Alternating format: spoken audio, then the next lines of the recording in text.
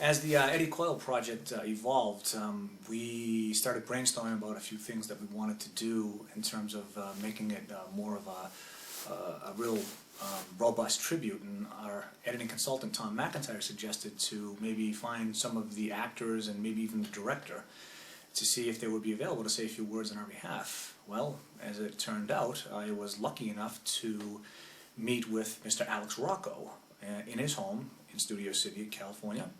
And he was the person, he's the man who played Jimmy Scalise in the movie The Friends of Eddie Coyle. And he was gracious enough to have me in his house. It was an interview that happened sort of spur of the moment while I was visiting Los Angeles. So I wanted to apologize up front that I had my camcorder trained on Mr. Rocco as I asked the question. So there's a little bit of shaking as to going on, and I just wanted to let you know that to expect that. But he has wonderful things to say about the film, and we were really lucky to have him sit down for us. So I hope you enjoy it. The day before shooting, I'm at the Ritz-Carlton, and I know Bob Mitchum is there. The company put us up there, and I called his room. I was a nervous wreck. I says, "Hi, Bob, Alex Rocco." Yeah. I says, I was wondering, I don't mean to be a pain in the ass, but you want to work on some material we have a scene tomorrow? He said, "Yeah, meet me down at the bar." Went down at the bar. First thing he did with my script was tear it up. We got blistered. We both smoked a joint. And that's my introduction to him. He was wonderful. Bob would start all day with a can of beer. And then when it came to my close-ups, he would tell the director, Peter, "We're not doing anything. I don't want to fuck up Rocco." He was so professional. We were in that trailer where I was selling the guns, and big stars don't stay and do what we call offstage dialogue. Bob Mitchum, one of the best. That's terrific. Stayed with me, wanted me to be good. Cared about your performance. Cared about my performance. Yeah. He was a sweetheart. Even after, when we wrapped, he found me and he'd come up with 2 bags of blue. He just likes to talk about how he laid a fart in front of a Katharine Hepburn or Susan Hayward, and he was a delight. I miss him already. Of course, I came from a rough corner, Winter Hill, and I knew a couple of the wise guys, you know, Howie Winters and Buddy McLean, and Bob loved that. We used to go have drinks. It wasn't really my scene, but Mitchum kind of loved to hang around. And when you guys were filming? We were filming, yeah. Really? Yeah, okay. Yeah. And whatever Bob wanted, you know, people just enjoyed his company, and he was so down to earth. Oh, one more thing about Mitchum Sure. That's one of my favorite stories. You know that monologue speech he had in the bowling alley with Stephen King? I want 10 guns. I want them tomorrow night. I'll be right there where we were before. Yeah. I did that for We're in the hotel, and we're having coffee, and Bob had to do that scene. He said, "Rocco, run the, you know, hey, will you look at the script and see if I got my lines down?" He not only had the lines down, he had the ands and the buts. It's a 3-page monologue. Yeah. Or maybe more. He says, "Come on. You must have really been working on it." I said, "No, I looked at it this morning." He has one of those photographic memories. Oh, really? Which is a gift. I have to like lock myself in the bathroom to learn lines. Mm-hmm. Peter Yates, he's a doll. I remember once he didn't like what I was wearing in the scene, and he took off this plum cashmere turtleneck. And he said, "Rocco, put this on here." It's a terribly British accent. Yeah, he has that. Yeah. And he always did this in the scene. And I could see it peripherally when he wrote. What that meant, though, is he liked what was going on. But it was a little distracting. Uh-huh. And I remember afterwards I told him about it. And he said, "Oh, God, I keep forgetting to stop doing that." I mean, look at Mitchum's wife. I mean, if Peter was a Hollywood director, that would have been probably Faye Dunaway.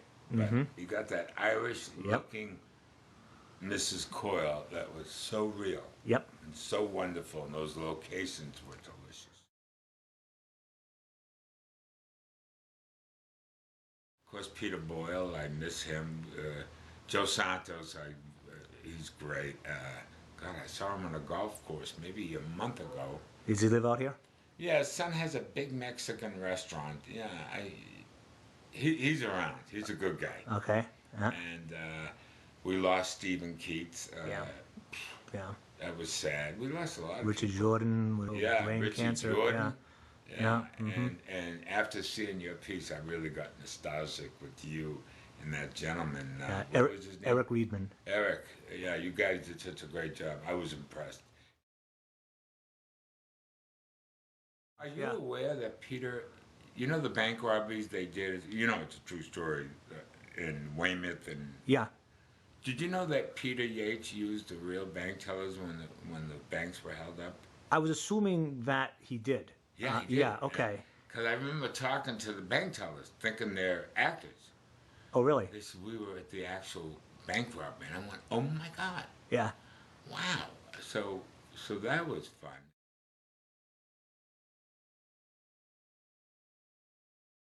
He mentions, Peter Yates, in the commentary that besides the police officers, we had some other friends on the set that they were our technical advisors, is how he put Right, it. it's true. There were people there that knew intimately details on Local bank robbery. 25 is Okay. infamous in Boston for, you know, the Brinks robbery. I mean, all the ones.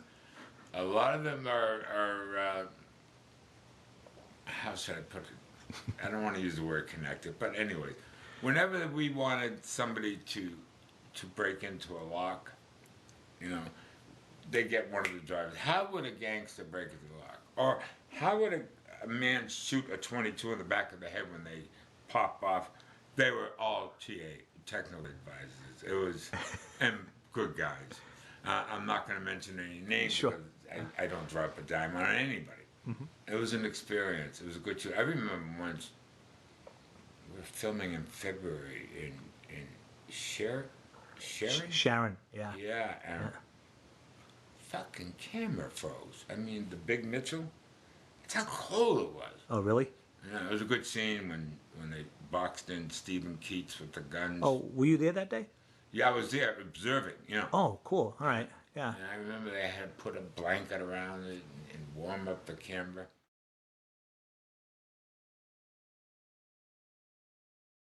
It sounds like that they did film some scenes that were more true to the book. And were you aware of that and why they decided to go with an alternate piece or You know, direction? once I got the paycheck, JP, I just said, Okay. you know, I mean, I might have read the book. He says, yeah, there's a lot more movies lined up down the Well, you next know, I couple of used to years. be a Teamster. Oh, really? Local 25. I took a withdrawal. It cost $1. Uh-huh. And I said, if I don't make it acting, I'll try and go back to trucking, you know, because it's just, that's how a lot of us do it. Oh, well, you made it as an actor, man, and thank God for us you did.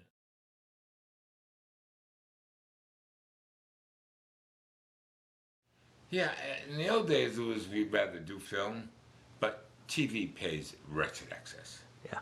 You know, if I got a part with Jack Nicholson or those guys take all the budget. There's not much money. I'm not that big marquee name like those guys. But in TV, I've done 7 or 8 pilots, and I never went over 2 years. I've been on 3 canceled series. Thank God I got an Emmy for the famous Teddy Z. But now I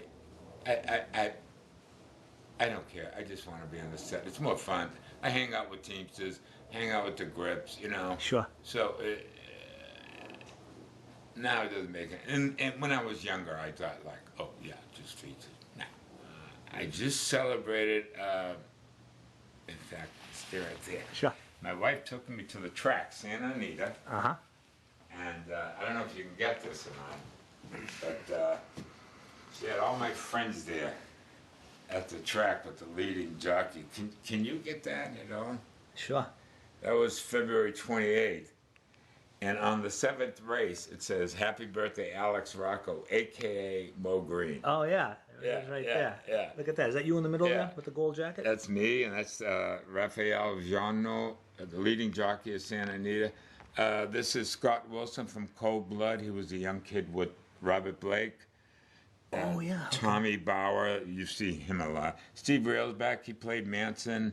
who's in The Stuntman. Oh yeah. Okay. This girl back here, my daughter, Kelly, my stepdaughter, she's on a show called Lie to Me, and it goes on, and Ajay's got a TV series going. So, and that's my wife right there, Shannon. Oh, there's Shannon. Yeah, Okay. there's Shannon. Yeah, we've spoken a lot about before we started the interview. Yeah, So. yeah. I don't know if you got that, but you asked me about my birthday. That's what I did a couple of Sundays ago. Do you have just any quick words for the cast and crew up in Seattle on the Friends of Eddie Coyle project? Yeah, well done, man. It was very professional, and I was impressed, and I'd like to see more of that. You know, I know you got your hands tied with lawyers and studios and all that, but fuck them in the heart is what I say. You know, and well done. You couldn't have picked a better project for that style. Yeah. Yeah, and there's a lot of people who get Eddie Coyle. Yeah, it was well put. Yeah. And that's what we're trying to like. We know that, and we're hoping that we're going to promote this thing on the internet. We got a lot of That's avenues, great. and we hope to get people plugged into this movie. 'Cause Hey, it's a I might great get a job out of this, JP. Anything we can do to help, sir. All right.